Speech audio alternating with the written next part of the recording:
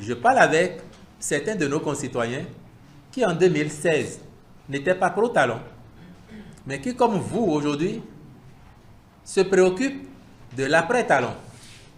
Et lorsque j'ai challengé quelques-uns parmi eux, je vous restitue ce que au moins un d'entre eux m'a dit.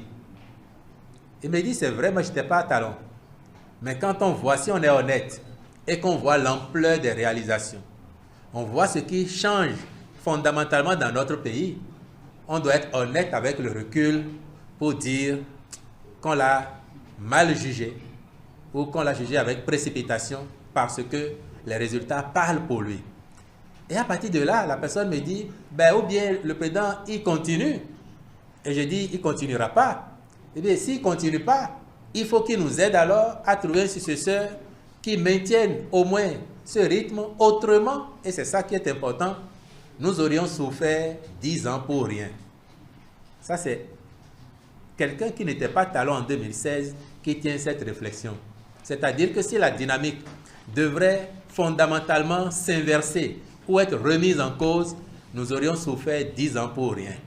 Et je dis, le président, on ne peut plus douter de son amour pour le pays parce que s'il y a encore un président qui a pris autant de mesures, autant d'actes au profit de la structuration de l'État, quoi que cela lui ait coûté personnellement en termes d'injures, de calomnie, s'il y en a un, c'est encore lui.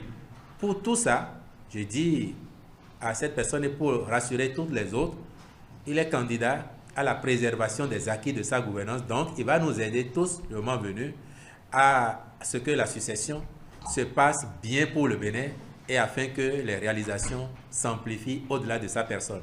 Et pour, on est à Parakou, pour couper définitivement court à toute polémique inutile que d'autres viendraient alimenter ici, il a dit, si je ne suis pas capable de partir et de voir faire mes successeurs, c'est que j'aurais échoué. Il disait ça en répondant à quelqu'un qui lui disait, président, il faut rester au pouvoir au-delà de 2026.